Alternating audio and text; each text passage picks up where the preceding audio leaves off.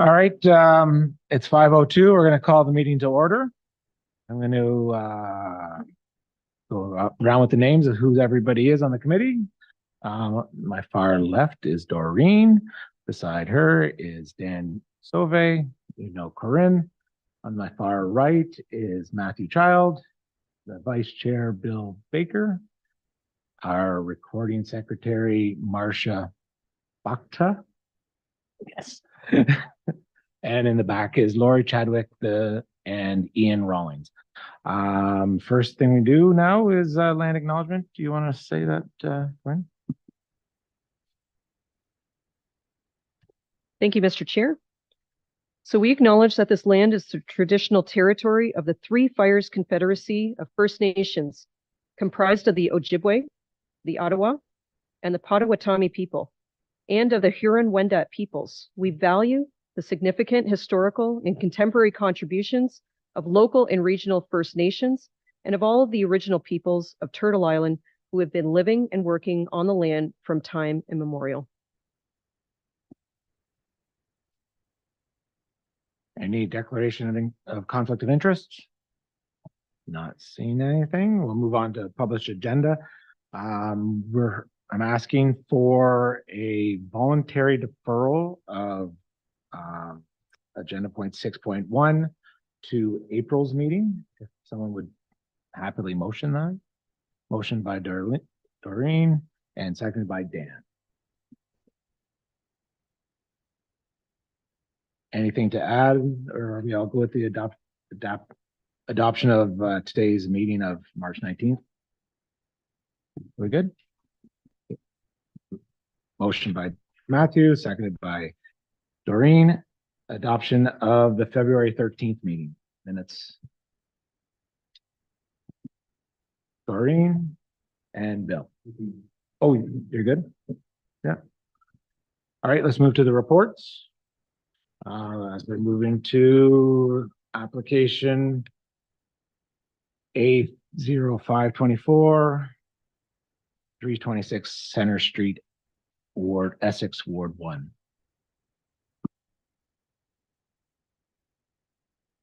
Thank you, Chair. The first minor variance application we have tonight is for A0524, located at 326 Center Street in Essex Center. The subject property is designated residential by the Town of Essex official plan and is zoned residential 1.1 by the zoning bylaw. The subject property is located on the southern side of Center Street, east of South Talbot Road South. It currently contains the single detached dwelling and 3 accessory structures in the rear yard. The applicants are proposing to construct an accessory structure that is 102.2 meters squared in gross floor area, to be located 1.2 meters from the interior lot line and 7.5 meters from the rear lot line. All right, next slide. Due to the size of the proposed structure, the applicant requires relief from section 14.1BX, which states that no accessory building and combination of accessory buildings shall exceed 70 meters squared and 92 meters squared, respectively. Now, the applicant is proposing an accessory structure to be 102.2 meters squared, whereas the zoning bylaw requires 70 meters squared. Puts a cap at 70 meters squared. And when combined with all other accessory structures on the property, the application proposes 120 meters squared. Next slide, please. Here we have a site plan provided by the applicant, which details the single detached dwelling on the left side of the property, which is more so the north side. Then we have the proposed accessory structure at the top of the site plan. And then there's 2 other accessory structures noted on the site plan, one being a small little gazebo and the other being a pool house. All right, next slide, please. Here we have an interior layout of the proposed structure, showing a garage and 2 windows and kind of an open area to the back. Next slide, please. And here we have a site plan showing that the proposed structure is 12 feet in height and I believe 70 inches in height for the roof structure, which abides by the zoning bylaw. Next slide, please. Here we have an image of the subject property just to bring it all to our attention. Next slide. Then here we have an image of where that accessory structure is going to go. It's going to go all the way at the end of this driveway. The next slide, please. Here we have a much more closer view of it, which it's going to be located on this concrete slab, which currently houses a smaller accessory structure that will be removed. And it has also been made a condition that it be removed as to conform with the zoning bylaw. Next slide, please. Here we have a view of the rear of the property. And on the right-hand side, right on the right side of that tree is kind of where that interior side lot line is located. So you can see kind of the buffer with those mature trees there. Next slide, please. And here we have an image of the other two accessory structures, the one on the left being a small pool house just for pool equipment, and the other one being an open air gazebo just for lounging around. So next slide. And then here I have some images from the roadway just so you can understand the impacts and what you could see from the road, what other neighbors might experience. So next slide as well. And here you can see that from the other end of the street, and you see some of those matured trees acting as a buffer. Next slide. So from here, we have the consideration for the 6 tests of a minor variance. Currently, the first test is regarding if it follows the intent of the official plan, which currently accessory uses are permitted, but they are regulated through the zoning bylaw, so therefore it complies at this moment. The next is the intent of the zoning bylaw, which is to ensure that the structure remains accessory to the main use, with the main use being a single detached dwelling. Currently, the proposed accessory structure remains accessory as it only accounts for around 6.29% of the total lot coverage and remains 1 story in height, whereas the main use is about 12% of the total lot coverage and is 2 stories in height.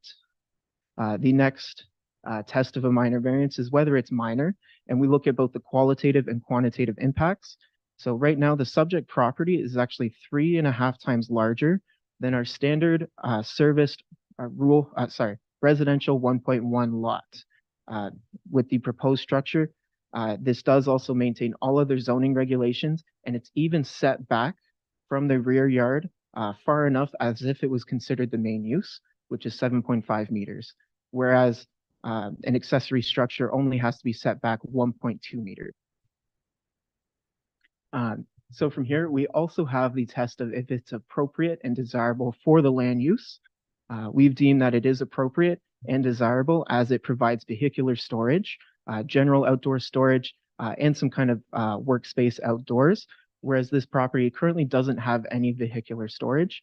And the only other accessory structures currently are used for the pool house and the gazebo for leisurely activity. Now, the other 2 tests are prescribed by our official plan, the first being traffic and neighborhood character. The subject property has enough sites to accommodate multiple cars, whereas it's only required to provide 1. And it's set back far enough that it reflects that of a standard accessory structure within an R1.1 zone. And then the last one is if it's circumstances particular to the site. So in this case, they're looking to utilize an existing concrete pad. And by utilizing this, it kind of it creates less waste. And the site is also 3.5 times larger than our standard serviced R1.1 lot. Next slide, please. Now we have received 2 comments from our external agencies. The first being a standard comment from the Essex Region Conservation Authority, which had stated no objections. And the second being a comment from the Ministry of Transportation, which requires that the applicant acquire a building and land use permit prior to the issuance of the building permit. Now, you'll notice this hasn't been included as a condition, as this would be triggered on any building permit application prior to them receiving their building permit. So it would be required whether or not they went for a minor variance. So after that, we got no comments from the public or our internal services. Next slide, please. So from here, we only have 1 condition that we're attaching, and that's the removal of the accessory structure currently located on the existing concrete slab. And we'd ask that this be removed prior to the issuance of the building permit. Next slide, please. And after this, I'd like to remind the committee that they have 3 options moving forward. The first is to approve with or without the attached condition, or you can add conditions, of course. The next is deferral, pending other information. After that is denial. And lastly, the planning department is recommending approval with the attached condition. Thank you, Chair. Is Jason here? Yeah, you have to go there. Sorry. You can add what you from any comments that Ian missed. I'm Brian Dame. I'm acting on behalf of the landowners. I'm the contractor. I don't have any comments on the presentation put forward. Ian did a great job with that, it looks like, very thorough. I would just be willing to answer any questions that the committee may have. Anything from the committee? Go ahead. I think the question's been answered with your remarks, Ian. I'm looking at questions 10 and 11 on the application itself, where and I just read, nature and extent of relief requested from the zoning bylaws, relief from section such and such, higher than standard height garage / pole barn. I think you stated very clearly in your remarks that the height of the structure is consistent with the bylaw. Is that correct? Through you, Chair. I do believe it to be correct. Let me just pull up the agenda one last time just to verify. So I might just need a moment there. Specifically, my question is really, we are just making a decision on the total combined area exceedance, not the wall height as well. Thank you.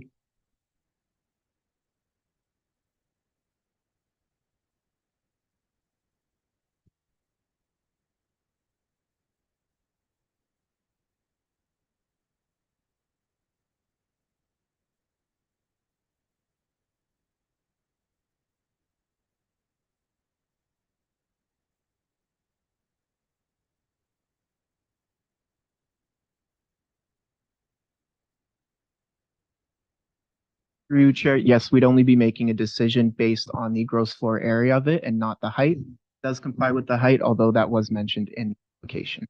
Thank you.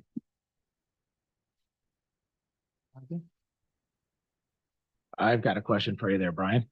Why does it need to be so big?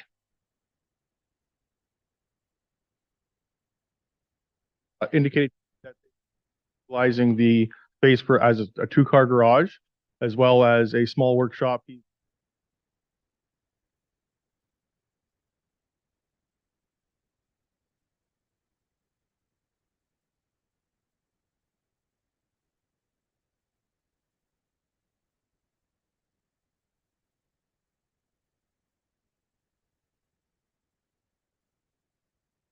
Started their base area around. So there's no plan of any sort of business possibly starting up there that he's gonna do in the future? No.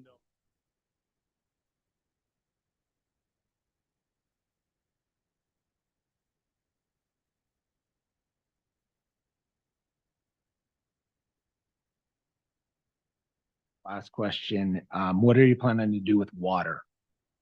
That from the roof? Not showing on the plans there because they're not required for the permits, but we are going to be doing an east trough system sloping to the rear.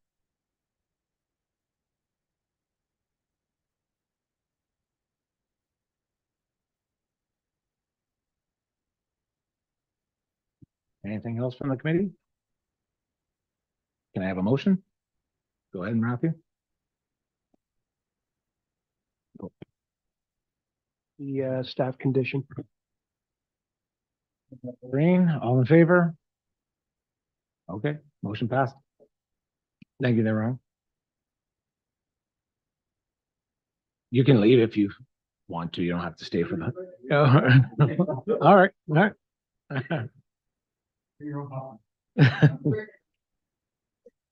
All right, we're gonna move on to the application B60624, 0 Britain Side Road. Thank you, Chair. So this is our last application for tonight. It is a consent application on 0 Britain Side Road. It is also a minor variance application as well. And this is currently located within the former township of Colchester North. The subject property is designated agriculture by the Town of Essex official plan and is zoned agriculture 1.1 in the zoning bylaw. The subject property is a corner lot located at the southwest corner of Brighton Side Road and South Malden Road. The subject property is currently used for cash crop purposes and remains vacant. And the subject property is located within the Essex Region Conservation Authority's limit of regulated area and is identified as having significant natural heritage through our natural heritage overlay. The applicant is requesting to sever 10.2 acres from the existing 48.8 acre parcel to be added to the adjacent property identified as 1241 South Malden Road, otherwise known as Vin Winery. The retained agricultural lot is proposing to have an area of 38.6 acres, and the purpose of the lot addition is to expand the adjacent agricultural operation located at 1241 South Malden Road. Next slide, please. So here is a site plan provided by the applicant, details the severed and retained lands, but it also details the access area close to one of the homes kind of encompassed by the retained land. Next slide, please. So here we have a preliminary drawing provided by Vin Winery of the uses for the property. Now these uses are, the exact layout is subject to change, and I'll detail that as I move forward with my presentation. But currently the front half of the severed lands is looking to be used to expand the existing winery located on 1241 South Malden Road. And the back half they plan to use to grow wildflowers to support their wedding venue business. Now, they also plan to use these wildflowers as a pick your own wildflower agritourism use. And the severed parcel will also be lined with a number of apple trees to be used as a buffer and small orchard. All three of these uses are considered an agricultural use at this time. And they've also marked down a laneway, parking, and a short-term rental agricultural use. However, that would be subject to site plan control at a later date. So the subject property, next slide, please. Okay. Now the subject property, 1241 South Malden Road, is currently zoned agriculture 1.1. However, it is also subject to a site-specific zoning provision being 28.112. This permits a few additional uses, being a health studio, spa, retreat, a main building consisting of auxiliary buildings being an overnight accommodations for short-term basis, a church, church hall, day nursery, medical clinic, and a residential care facility and private park. These uses, however, are specific to this site and are not allowed to spill over into these severed lands without a zoning bylaw amendment. At this time, a zoning bylaw amendment is not being requested, as this is sort of a grandfathered in use, if I may say so. However, the uses in this severed lands must remain agricultural uses. However, they can support the businesses located on those other uses in 1241 South Malden Road. Next slide, please. Now here we have a couple images of the subject property. So here I've put in kind of a lot line just to show that severed land, a little bit of agricultural area, and then there's also a little bit of the natural heritage area in the back there. I will admit it was quite difficult to take images of this property, just due to the mud and trying to get around it. So there's not too many images to work with tonight. So next slide, please. So here, this is about as far out as I was able to make it, but you can see a bit of the severed land there and then a lot of the retained farmland that's going to be remaining at the moment as cash crop, but no changes in land use for either the severed or retained land. Next slide, please. And here we have another image just showing some of that natural heritage to the left and then that agricultural to the right. Next slide, please. And here I also wanted to include an image of the existing access to the property just to show that it still remains in good standing. Next slide, please. So here we have a consideration of the policies. for a consent application. And so for the first one is the provincial policy statement. And there's a few items I wanted to identify at this moment. The first being section 2.3.3.2. In prime agricultural areas, all types, sizes, and intensities of agricultural uses and normal farm practices shall be promoted and protected in accordance with provincial standards. And the other one being section 2.3.4 is lot creation and lot adjustments. These are permitted within prime agricultural areas and are permitted for legal or technical reasons. Now, lastly, the other item I wanted to identify is the portion of the property identified as natural heritage. Now, a portion of this natural heritage is located within the severed lands and the rest is remaining within the retained lands. However, section 2.1 of the provincial policy statement provides some policy direction for development that is adjacent to or within a natural heritage feature. Now, under the PPS, development is defined as the creation of a new lot, a change in land use, or the construction of buildings and structures requiring approval under the Planning Act. Therefore, at this time, since this proposed severance does not result in the creation of a new lot, change in land use, and no buildings are being constructed, there is no trigger for an environmental impact assessment or conservation easement.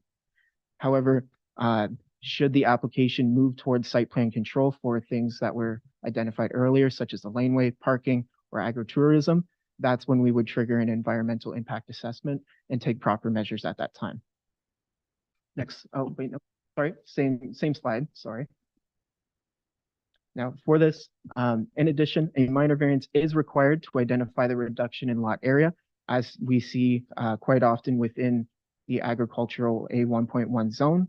And then aside from that, we assessed it through the consent application, the consent policies, and everything seems to be in good standing at this time.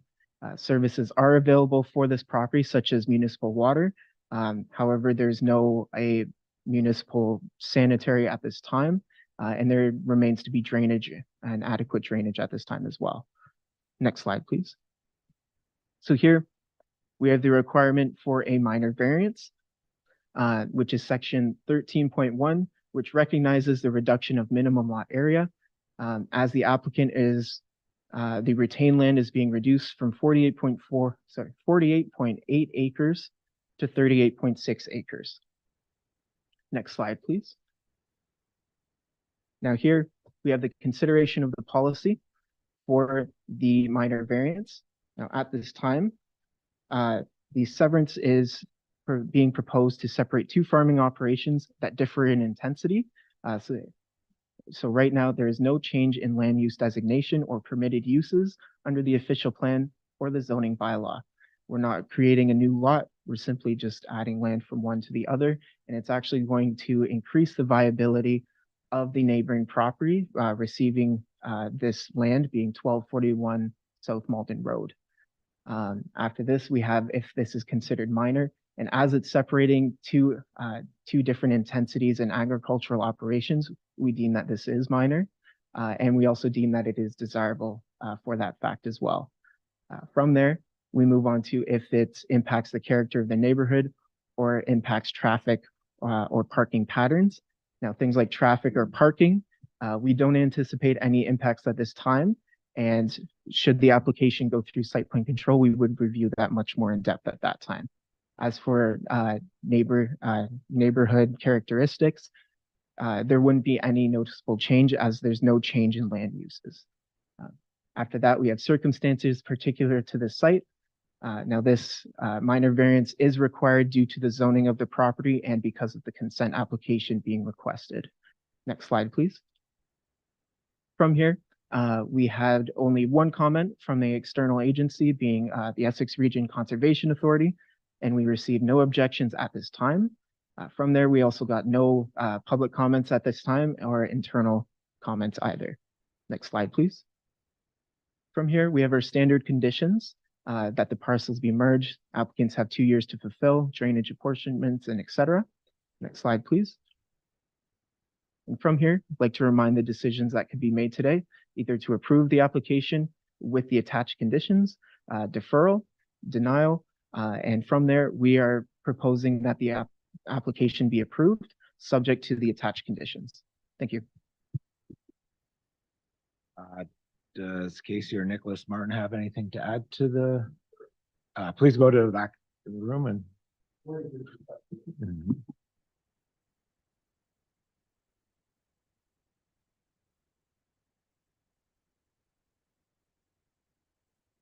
March 19th, which coincidentally happens to be our grandma's birthday.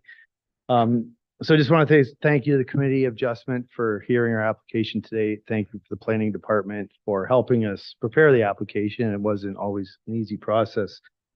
Just a little history on the farm. It's been in our family about 60 years. My brother and I'm here, Casey Martin, as the applicant. My brother's not here today. He's still on vacation with his family for March break. But my brother and I purchased the land from our grandma about 15 years ago. She approached us to buy it with the intention of keeping in the family. And unfortunately, she passed about 11 years ago. But we did always have that intention of keeping in our family.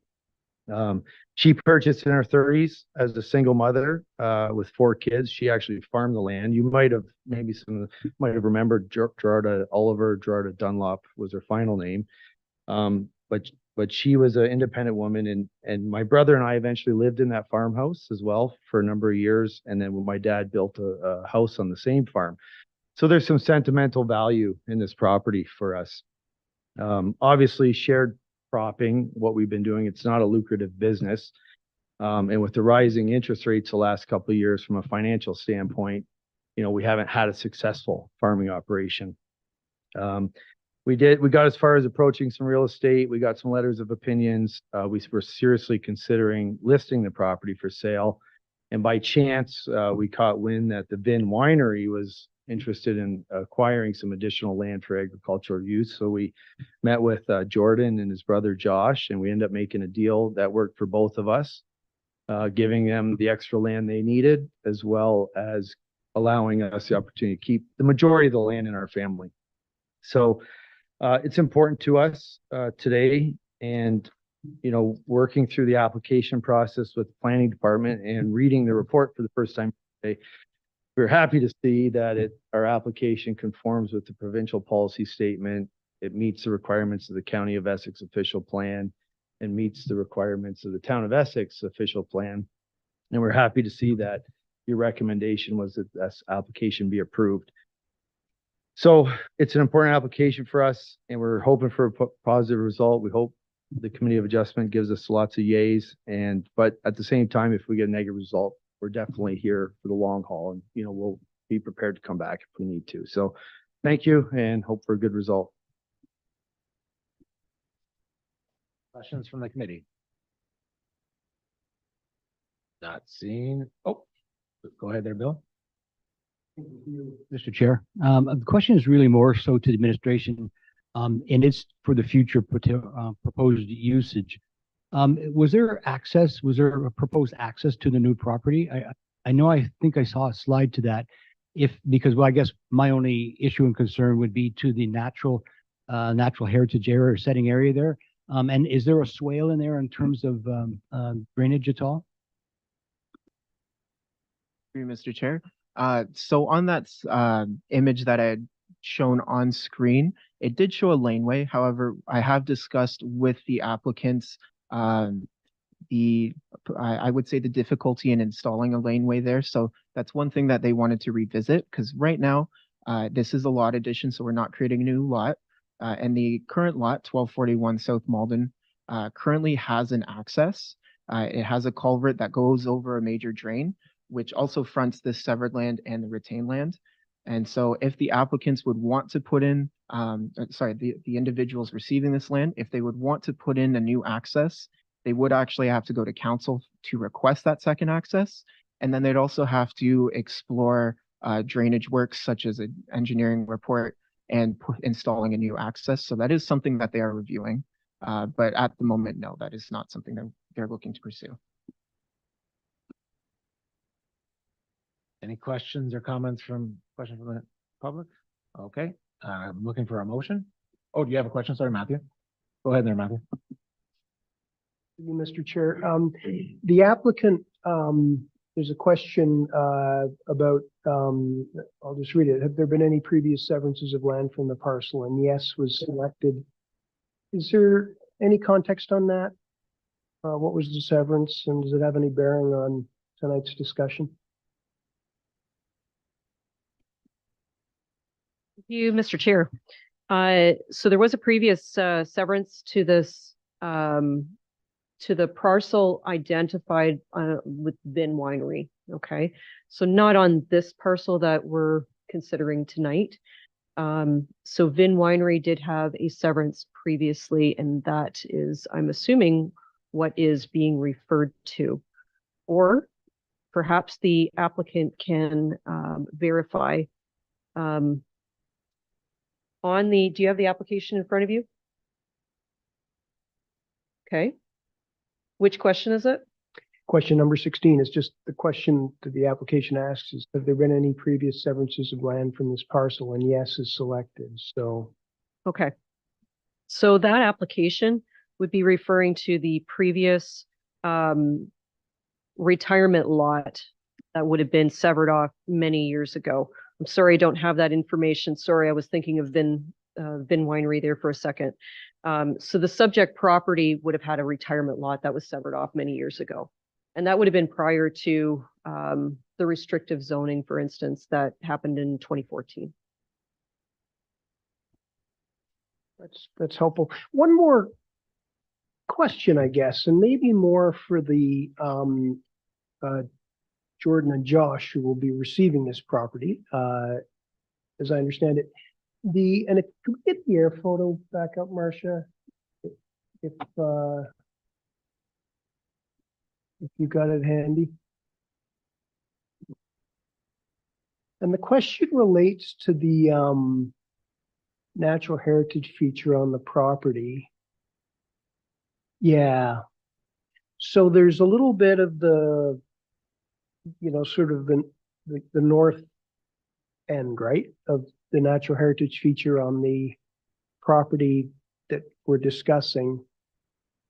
It's part of a larger natural heritage feature that's fairly unique for our municipality in terms of its size. It borders a water course, so it's got added ecological value, et cetera, et cetera. And I know for some previous applications that have come before the committee, and it for sure happened in October, it wasn't a meeting I was at, but there was a staff recommendation to protect the natural heritage feature in perpetuity through registering a conservation easement on title.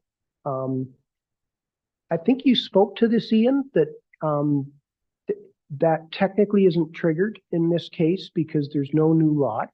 It's a lot addition.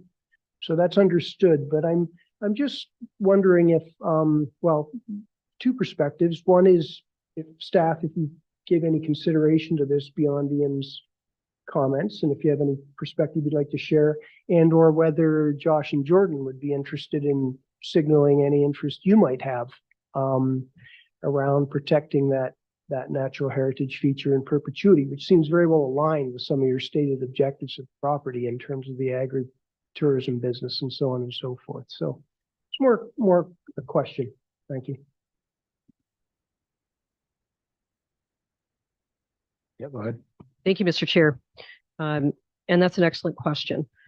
So anytime that we have a natural heritage feature on a property, we do talk to the applicants and we ask them, when bringing something forward to the Committee of Adjustment, would you consider putting a conservation easement over the lands to protect it in perpetuity? Many benefits obviously come along with that. It increases or protects our natural heritage cover. But what we have to look at is it a trigger for the through the Planning Act to ensure that this is something that we would put as a recommendation? So this was mentioned to the applicants through, I think, preliminary discussions. And at that time, they didn't feel that they wished to move forward with that. But the committee has the ability to put forward a condition if they feel it's reasonable. Anytime that we approach conservation easements, we do it and we ask as a voluntary agreement between the landowners and the town. In this case, because it is for a lot addition for agricultural purposes, where we have an A1.1 zone, we're not changing the zoning in that case. Mr. Rawlings also mentioned that property would be subject to site plan control if there was anything that was proposed on this portion of the property in the future. But it could be something that the committee could consider. And perhaps it could also be something that the applicants could consider if they feel that this would be something that would be amicable for both parties. So I'll leave it at that.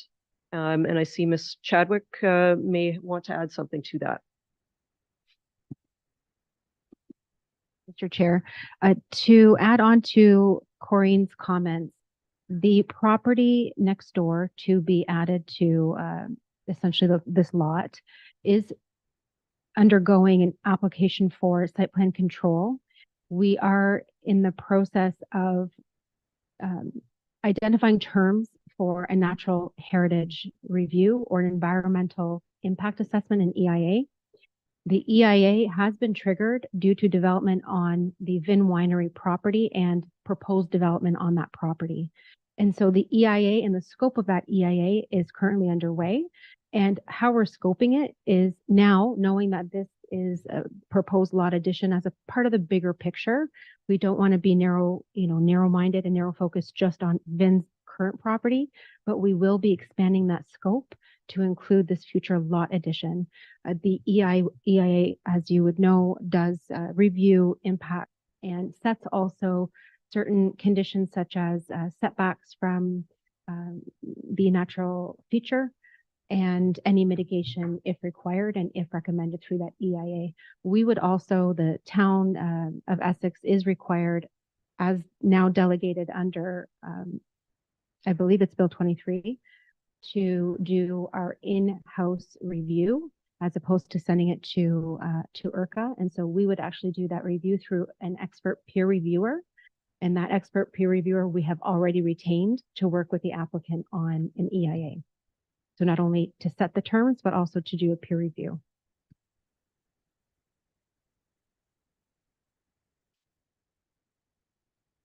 Helpful and reassuring that there's some process yet, that we'll perhaps see, the spirit of some of the comment addressed. And I mean, it is a fairly small fraction of the proposed severed lot, so more than an acre. It's the edge. So I won't be making an argument for a conservation easement tonight for that part of the property, but I am reassured to hear that there's some process yet that takes us in that direction. Thank you.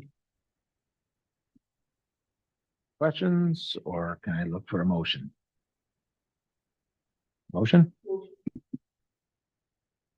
Doreen, seconded by Bill. I Clarify motion to approve consent and minor variance application with conditions as noted. Both, yes.